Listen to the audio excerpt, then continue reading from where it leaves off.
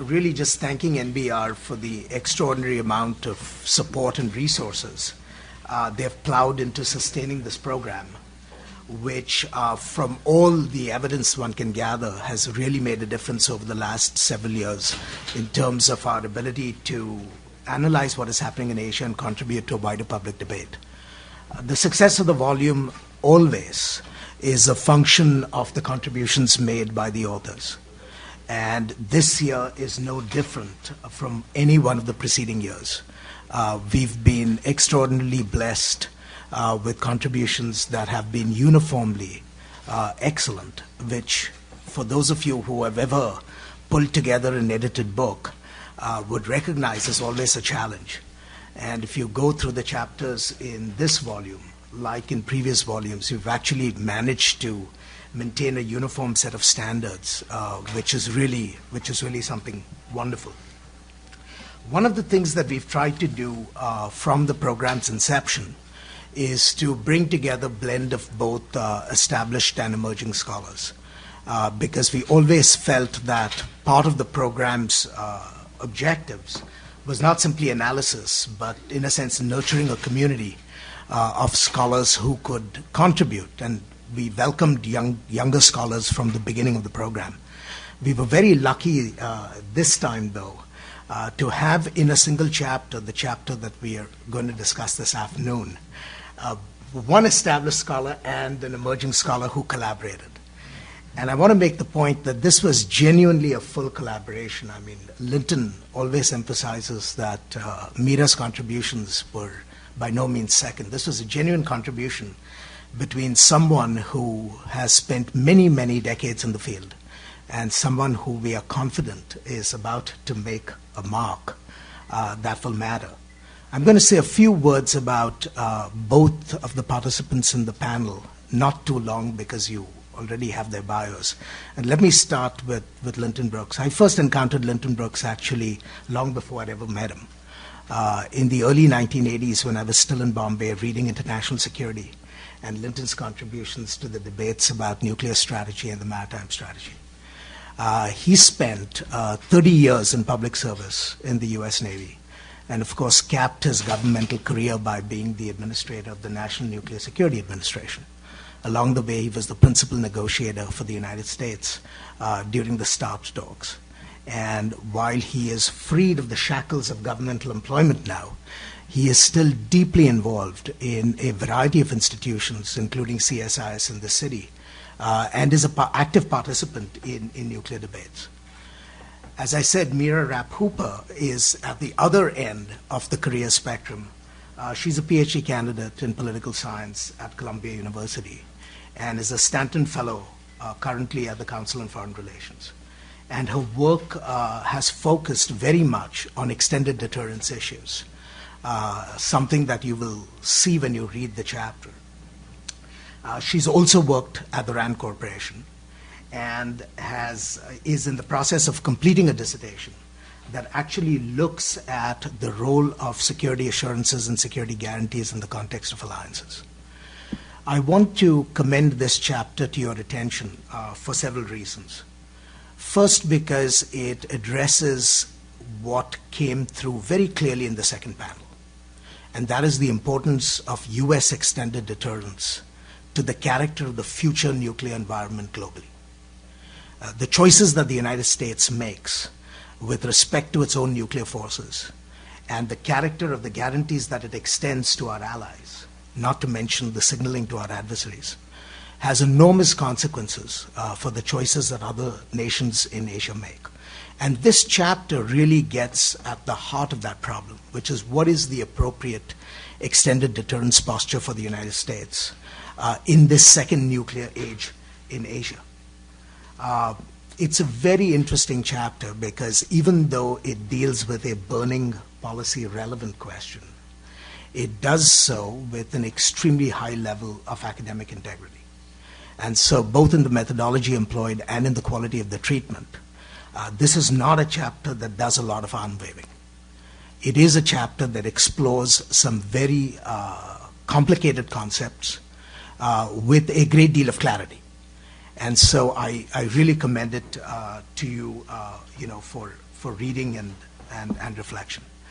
This morning, I'm not going to ask Linton and Mira to follow the format we've done before, which is to speak for 5 to 10 minutes. But I thought I would ask them a series of questions that would give them an opportunity to elaborate some of the themes that are in the chapter before I open it up to the floor and then invite you all to join in the conversations as well. Linton and Mira, I'll leave it up to you to decide who wants to take the lead in answering the questions I throw your way. But let me start with the obvious one. If we talk about a second nuclear age, which is going to be characterized by the presence of many new nuclear powers, great diversity of capabilities, and countries that exist, in a sense, on the periphery of the international system rather than at the core, what do you see as the new operational and strategic challenges for U.S. extended deterrence in this environment? We know what it entailed during the Cold War. How has it changed? How does it matter today? Let me start, and then Mira may want to add. We focus more on the strategic than on the operational. And we spend a little time in the chapter, which I will leave for your reading pleasure, to talk about where the Cold War provides useful guidance and where it doesn't. It seems to us that the thing that is particularly challenging strategically is the need to do three things simultaneously. One is to provide extended deterrence against China, North Korea in particular.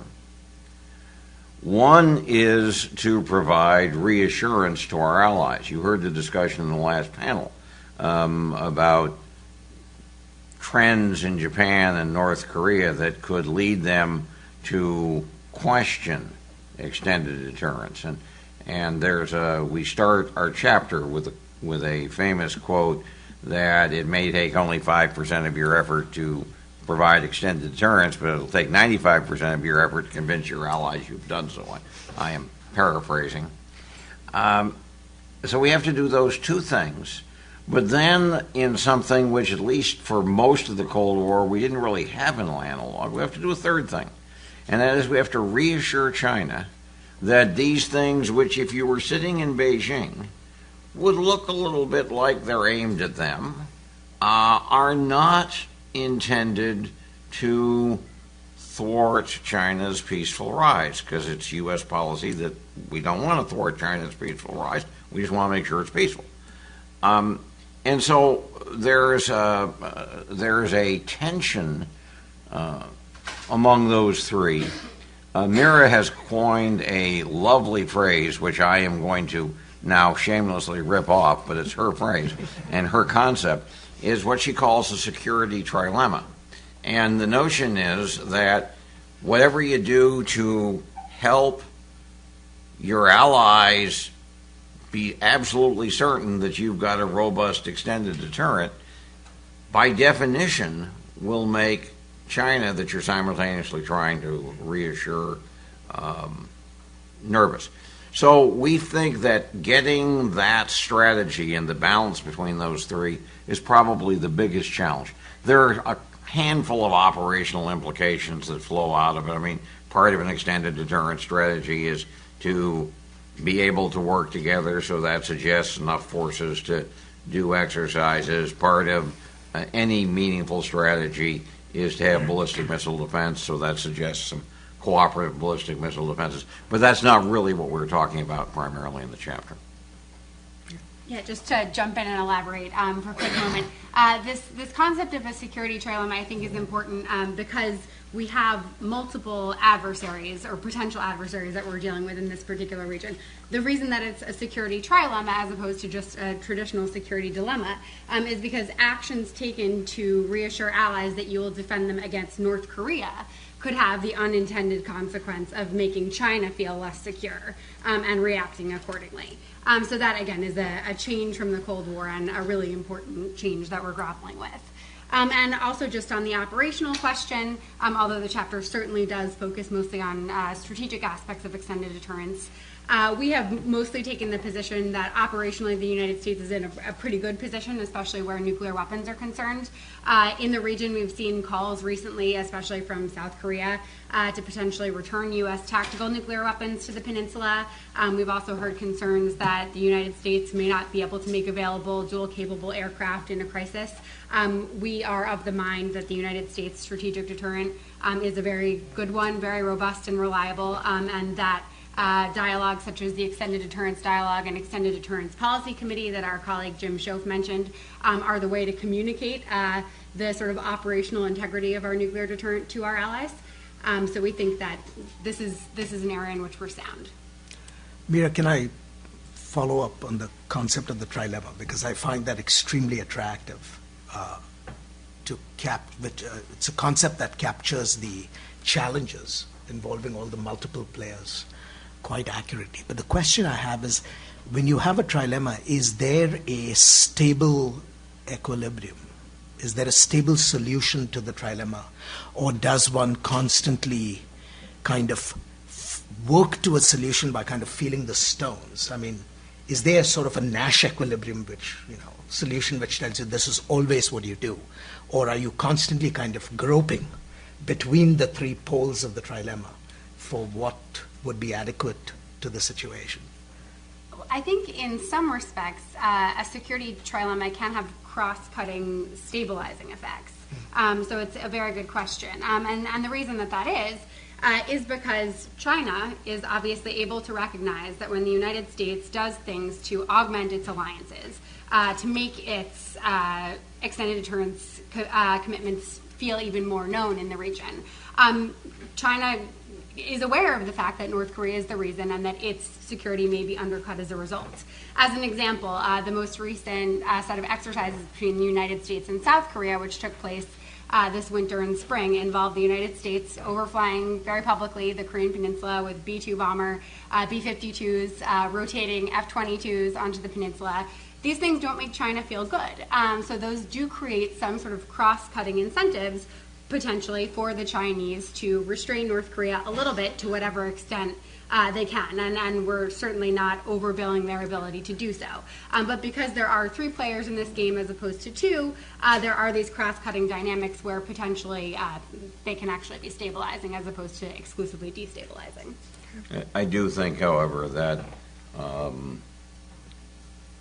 it's probably not useful to think of some balance of policy which will lead to long-term stability without the need for statesmanship to manage it. I mean, this is a very dynamic region, and I think that one of our main messages is people who want to guide the formulation of U.S. policy are always going to have to look at this balance, and they shouldn't think that once they've looked at it once, it's over and they can go do something else. Right. That's I think a very useful reminder. Let me try and flag two challenges that I see coming up on the horizon, which is going to challenge us with respect to the success of extended deterrence in the years ahead, which I don't think we had in the Cold War. One is simply financial constraints. In the Cold War, we somehow found the money to sustain what was a very expensive arms race. And while we decry the expensiveness of the arms race, we were quite certain that no matter what the costs were, the country would bear them and produce the deterrent that we thought was necessary for our ends.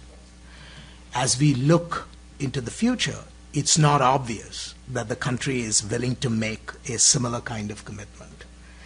So the whole question of what does the lack of resources, particularly in the years going forward, the next 3 to 5 years, what does that mean for the reliability of deterrence? Is there anything at all, or do we have, in some sense, enough, in quotation marks, to deliver the job? The second reality, which again is new, is the new effort to de-emphasize nuclear weapons, what Michael Quinlan used to call the search for a low salience nuclear world. during the Cold War, we really didn't care about issues of salience. I mean, nuclear weapons were central. We emphasized them. We made certain that we were in this race to win, and it came out very well from our point of view at the end of the day. But now we are trying to meet all the requirements of extended deterrence, while at the same time looking for ways to dethrone nuclear weapons from the central role that they had. How do we pull this juggling act off? So that's an excellent question, and it is certainly a juggling act. I think, just to paraphrase a former Pentagon official who used to work very closely on these issues, we're of the mind that East Asian allies are less concerned with any particular aspect of American military power and more concerned with American staying power as they consider whether or not security guarantees are credible and reliable. Despite constraints on defense spending, we expect that the United States will continue to be a formidable military presence in the region, even as adversaries continue to build up both nuclear and conventional capabilities. But that said, U.S. allies certainly have specific defense concerns, and these do lie mainly, I think, in the conventional realm. The United States, again, has taken very good care to communicate the continued reliability and credibility of its nuclear deterrent through some of the mechanisms that we've already talked about today. But a lot of the challenges that we're seeing bubble up are increasingly conventional ones. But that said, it's not always simply a question of how will the United States do more with less, but how will the given alliance manage these problems? And in the case of both Japan and South Korea, we're actually seeing a fair degree of interest in the ally itself stepping up its conventional contribution to the alliance. In Japan, Japan has been relatively supportive, very supportive of the United States reducing the role of nuclear weapons in its defense posture, and has very recently obviously shown itself to be willing to contribute much more in the conventional realm to the alliance. It's recently increased its defense spending, not hugely dramatically, but in a way that has clearly perked up China's ears. And this is after a steady decline in defense spending over the course of the last decade. It also has articulated plans to revise its previously existing interpretation on collective self-defense, which prohibits it from contributing to an alliance defense effort rather than a defense effort of its own territory or soldiers. Which theoretically means that Japan could provide military aid in a far wider range of contingencies in the region. So actually, in the case of the U.S.-Japan alliance, one of the main tasks will be not just to consider how the United States can do more with less, but how the alliance can sort of find a new balance without destabilizing relations with China, as Japan does contribute more in the conventional realm to the alliance. South Korea is something of a different story, but again involves the same balancing act between circumscribed circumscribed willingness to use nuclear weapons and an increased interest by the ally in conventional deterrence. The United States has been very careful when crafting its nuclear doctrine, particularly during the Obama administration, to make sure that its allies' concerns were heard and responded to as it did so. The United States has basically shied away from adopting a sole purpose doctrine in the 2010 Nuclear Posture Review, which would have said that the sole purpose of the United States nuclear arsenal was to deter or respond to nuclear attacks. And one of the main reasons that it did shy away from adopting this type of a doctrine was because of concerns in Seoul about what this would mean for South Korea's defense. And recently, Seoul has also adopted a number of recent efforts to bolster its own conventional deterrent posture on an individual basis. It's pursuing an independent ballistic missile defense program, and it sought and received permission from the United States to extend the range of its ballistic missiles on the peninsula from 300 to 800 kilometers. It's also adopted what it calls an active deterrence posture, which sanctions some amount of preemption in the case that North Korea appears to be readying any kind of nuclear attack on the South. So Seoul has certainly had some concerns about conventional deterrence and defense, and has both voiced those to the United States, but also taken some unilateral actions to contribute on its own. It maintains a bit of worry about the upcoming transfer of operational control of the Combined Forces Command. In 2015, the wartime control of Combined Forces Command is scheduled to revert to South Korea from the United States. There are some fears in South Korea that this could diminish conventional deterrence on the peninsula, but again, this is an issue which the allies are dealing with very much in consult. They may once again push back the OPCON transfer, which has already been pushed back a couple of times. Finally, another sort of consideration with respect to balancing defense spending and needing to do more with less is the fact that the United States is clearly become interested in bolstering its relationship with the Philippines, and this is largely to do with the conflicts in the South China Sea that have been major news items in the last few years. The United States and the Philippines have had a long-standing alliance, but since the early 90s, the United States has not maintained any permanent military bases on the Philippines, and this obviously makes a defense commitment a little bit harder to execute. So the two countries are now in talks to potentially reestablish a U.S. military presence there on a rotating basis. The United States has also declared its interest in helping the Philippines build up its military capabilities, naval capabilities in particular.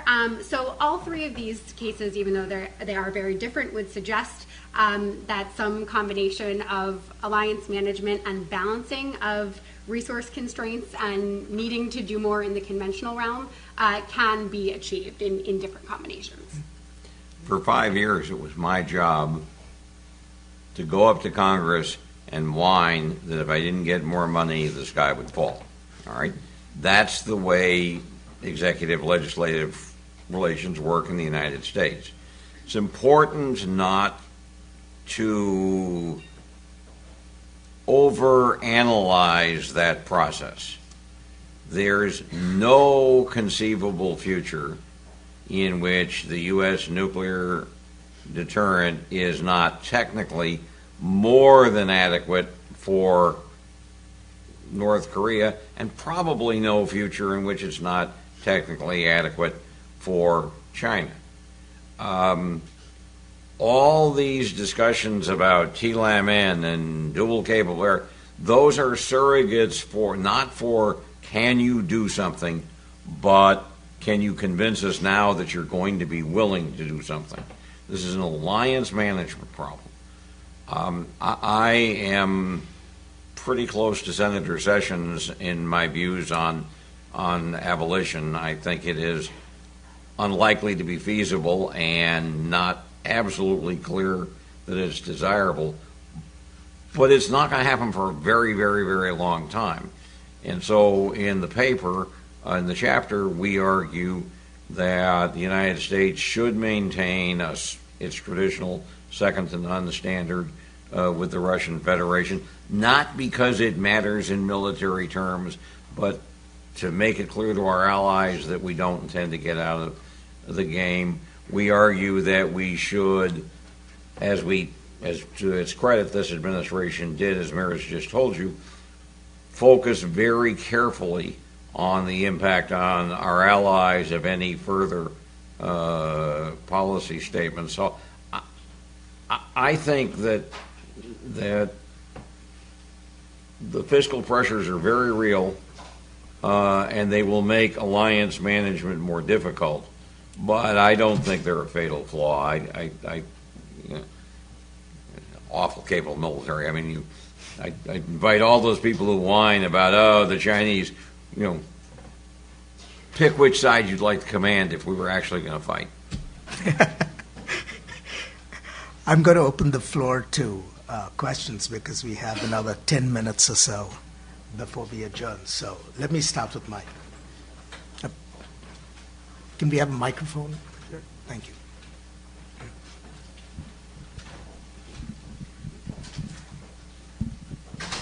Mike Mochizuki, the LA School. Thanks very much for a terrific program, terrific panel.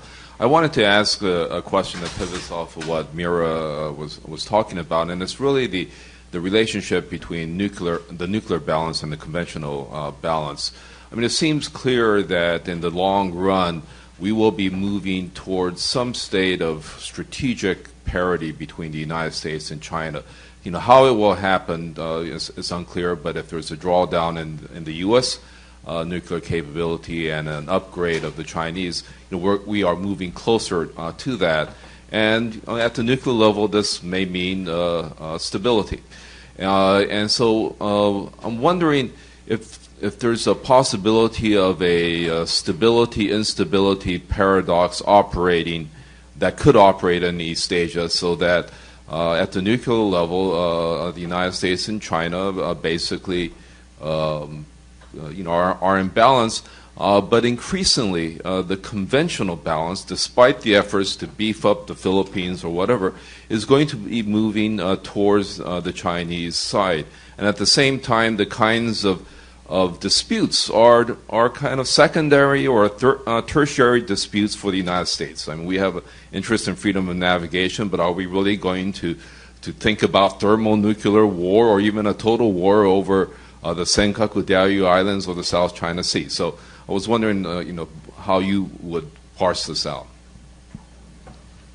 Yeah, that's a terrific question. And I think you've hit upon something really important, which is that even if we're secure in our nuclear deterrent and our nuclear posture in the region, we do have these much lower level conventional disputes to think about. And I don't think this is even a future tense issue. I think it's a present tense issue.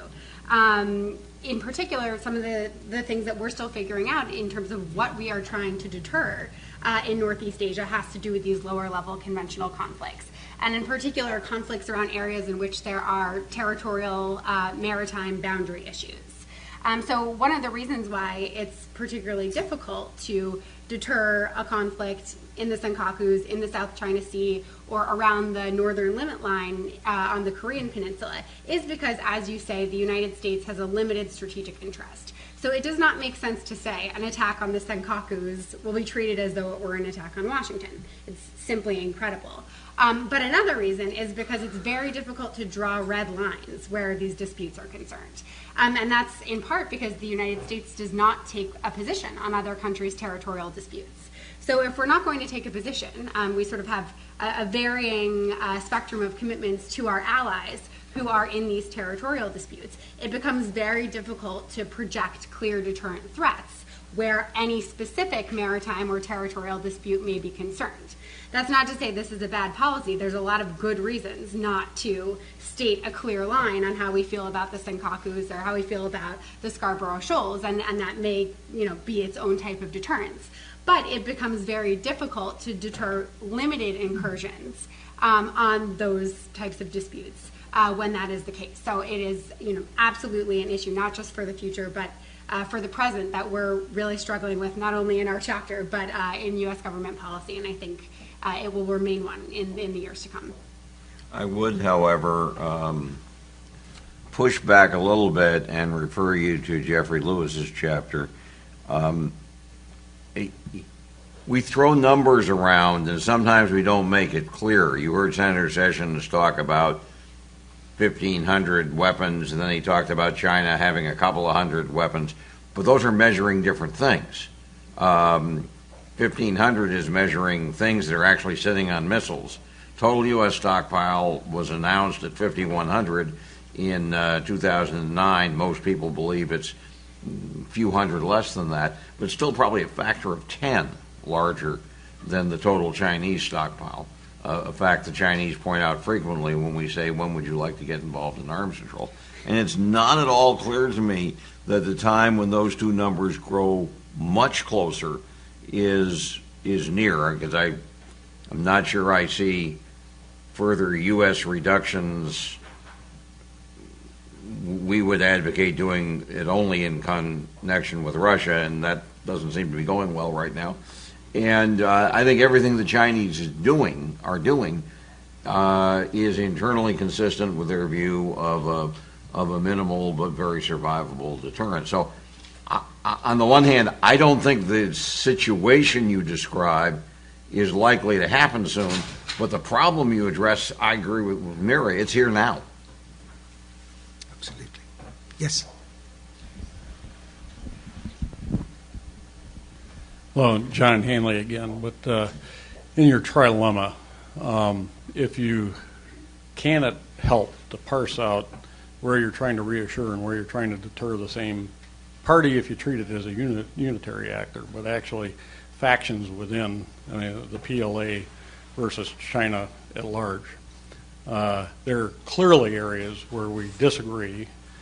We agree to disagree over certain actions and the legitimacy of coercion, et cetera. And in those cases, we don't want to reassure. We would very much like to deter. And then sort of how this, there was a notion of shaky hand equilibrium, if we go back to our ancient game theory, on a lot of this deterrence. But, by just the possibility of, if you do this very rational calculation that says, you'd come out one way, but there's always this possibility you might push the wrong button type of thing. And, how does that constructive ambiguity is another way of looking at it, play into this deterrence when you're trying to solve this trilemma? Thank you. John, I think that, first of all, I agree with you. It's important to have communication with all the relevant players. Unfortunately, that's not particularly easy in China today, and it's essentially impossible in North Korea today, at least for the government, and I would argue in North Korea probably for anybody. So you just do the best you can. There's a fairly robust set of Track 1.5, Track 2 dialogues. I'm involved in a couple of them, which tries to get at the PLA indirectly. And I think that you simply have to manage it. I think it is also fairly clear that you have to distinguish between regional and global issues, particularly with China. We can tell China, and in fact, our chapter advocates telling China, that our national missile defense is not designed against them. But it would be a lie to tell China that the missile defenses that we're putting in the region, that we're putting on Aegis in case this carrier killer DF-21D actually works, are not against them, because they are. And so I think that this century is going to be about cooperation and competition with China, and you're just going to have to manage that. That's the premise of our comments earlier, that, don't look for an answer which will then endure. I don't think that's the way international relations works generally, but certainly not the way it's going to work in East Asia. Mike?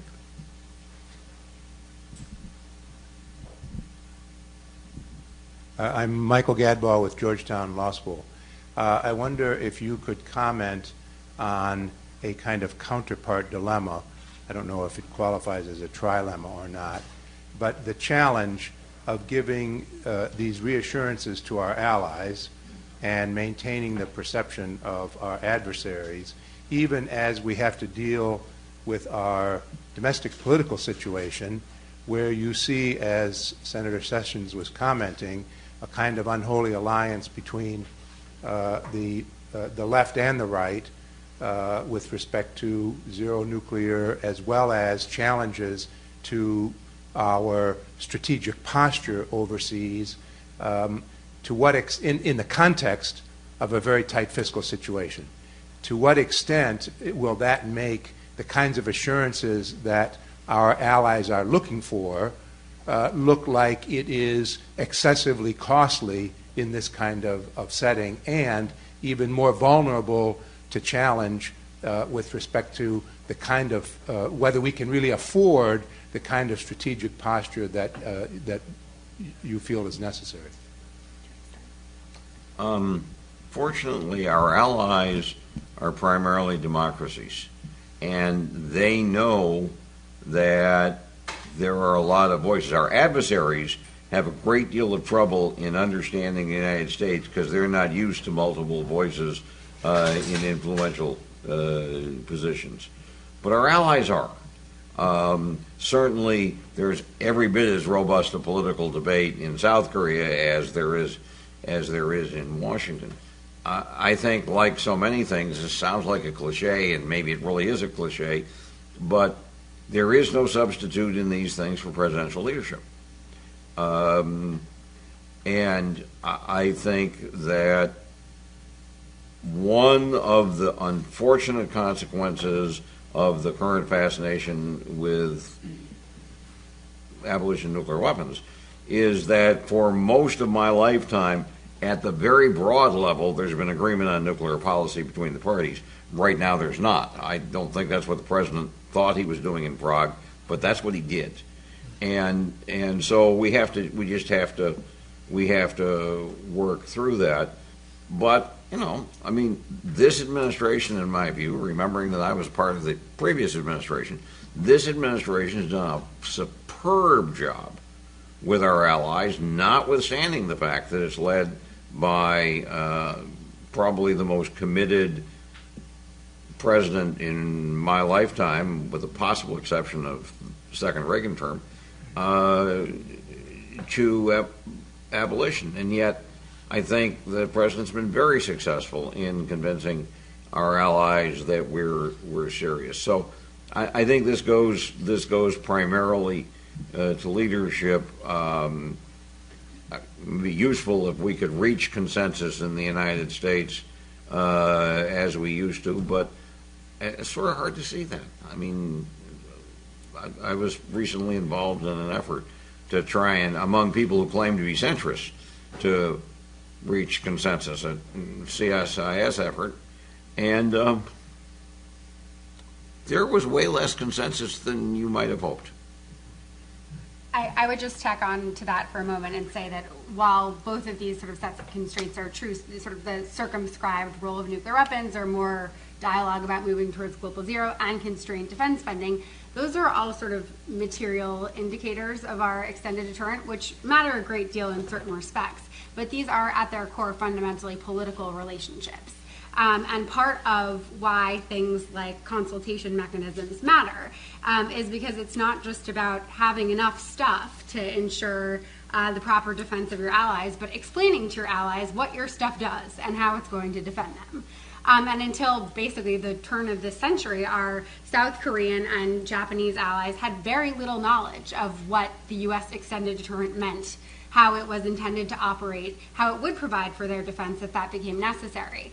This was something that we did very well in NATO during the Cold War. We had an incredibly dense, rich institutional structure, which much of which still persists to this day, but we had no analogs in our East Asian alliances. And that meant that we were not sharing nearly the same kind of information, partially because it hadn't been demanded for a really long time. But those demands have risen up in the past few years, and the United States, I think, has responded very well to them by creating far more formal mechanisms through which to share information. So even though we may have to do more with less, we're also able to explain what we're doing with less in a way that I think is much more effective than it ever has been before. I'm going to take one last question before we adjourn for today's. Ma'am. Thank you.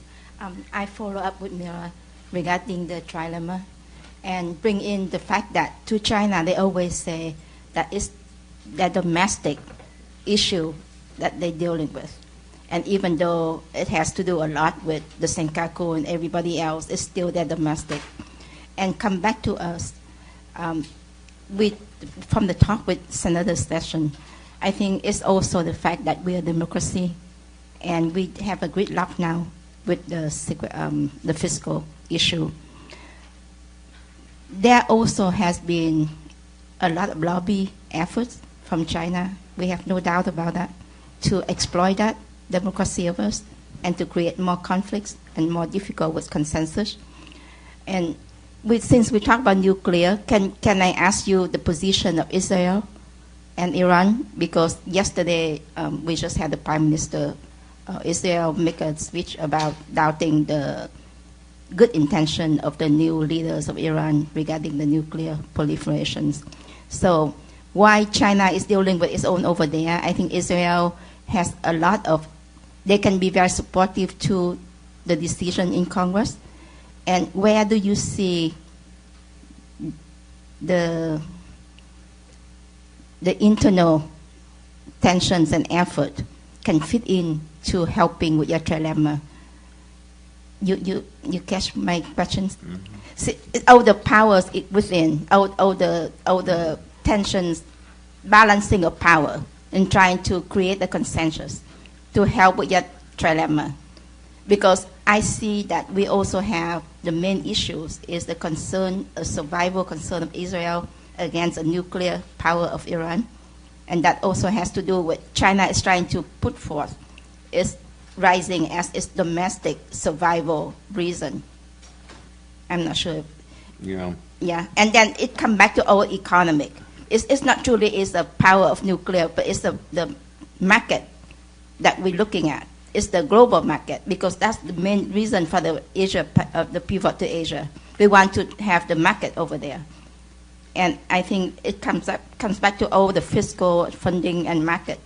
So whether you see all these powers coming in, we're talking about U.S. and China, but I'm trying to see also the lobbyists inside the Congress and also the position of our very strong ally, Israel, and our very strong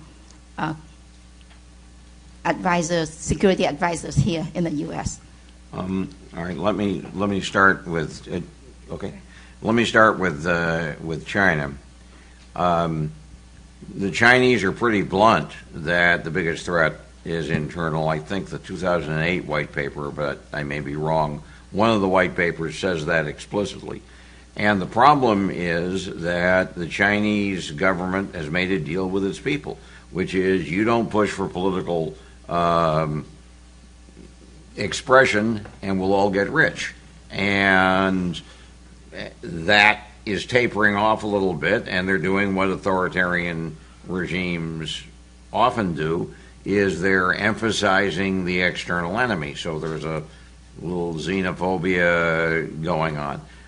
I don't know that there's a magic bullet to fix that, but it suggests the point that Mira made about our allies also applies to China, that we need to maximize the dialogue so that to the extent that these are real concerns, we can mitigate them. To the extent that there are excuses for political, you can't. But I think that we have to work through that with China. And at the end of the day, China either believes that we're willing to see them so-called peacefully rise, or they don't. And, we have to be ready to deal with either possibility, but we've got a preference. We did not deal with Israel and Iran, so this is not the chapter, and it's certainly not trying to co-opt Mira into this. But look, if you were in charge of the defense of Israel, you don't have to really believe that Iran is likely to use nuclear weapons. I don't think anybody believes that. And former government officials always give you a lot of willy words, but assuming that what everybody believes is true and that there's a fairly decent Israeli nuclear deterrent, Iran, that would be suicidal. But if you were in charge of a country that's only a few miles wide, you would not look with equanimity. And the prime minister, every prime minister of Israel, has tried very hard to convince the United States that if we don't do something, they're going to have to. And the problem we have right now is we don't know what to do. You heard a discussion in the previous panel about the weaknesses of military force, which I agree with completely, and you can look at the chapter and see more. So I think that's another one of these things where we just have to muddle through. But we did not analyze it.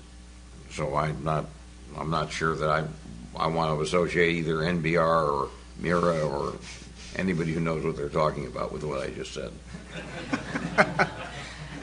Just to tack on one more comment about your good point that, of course, China's primary concern is a domestic one.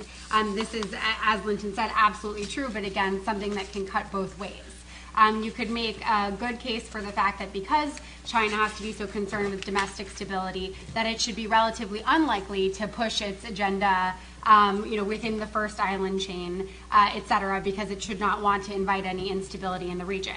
But you could also make a pretty good case, especially where the Senkaku-Diaoyu dispute is concerned, that that's a great opportunity if the regime in Beijing gets into a difficult spot for China to diffuse some of that attention by invoking nationalism and a conflict that has serious domestic political roots and will invite a serious domestic political response. Unlike the South China Sea, where Beijing's interests tend to be more about resources and access, the Senkaku-Diaoyu dispute is fundamentally about nationalism and has a huge domestic political component. So it's sort of an unpleasant and hopefully won't become one, but potential target for some kind of diversion if that were to become in Beijing's interest. So just something we have to keep in mind. Well, thank you all. I'm going to end this session by repeating something that Linton said at the beginning. One of the challenges we're going to face with respect to managing extended deterrence in a stable fashion is not simply the material ingredients of capability, which, of course, we will continue to maintain no matter what our aspirations for abolition are, but the need for prudential judgment and statesmanship. There's no alternative to prudential judgment and statesmanship. And I think as long as we have those two elements, it's not always obvious that we will have those at the level of supply that we need. I think we will be able to muddle through even the challenges that we face with respect to extended deterrence. But what has been said today is obviously not the last word. This is going to be a continual work in progress. And I expect that future versions of Strategic Asia will come back to looking at some of these issues involving maybe other countries, not just in East Asia, but around the world. I'm going to yield the floor to my colleague Gabe for a few final words before we let you go. Well, before I give the final remarks, can we thank the panel for a great Thank you. Thank you so much. In his second inaugural address, Ronald Reagan called for an end to nuclear weapons on the face of the earth. And it's been almost 30 years, and we're still obviously dealing with an even more complex nuclear environment than we were then. And as Ashley said, it looks like Altran's continuing that we'll probably in 30 years be putting out another edition of Strategic Asia, hopefully with Ashley still as running the program on the same topic. So thank you. Dr. Ellings, the president of NBR, and Charles Brady, our chairman, had to leave early for meetings on Capitol Hill. They are still doing things on Asia, even during the shutdown, which is good to hear. So they asked me to thank you all for coming, thank the authors, thank my fellow editors, Ashley and Travis, and thank you all for coming. Usually I'd say that we're adjourned, but given the context, I'll say we're shut down. Thank you. Thank you. So if you're in here, you can come back.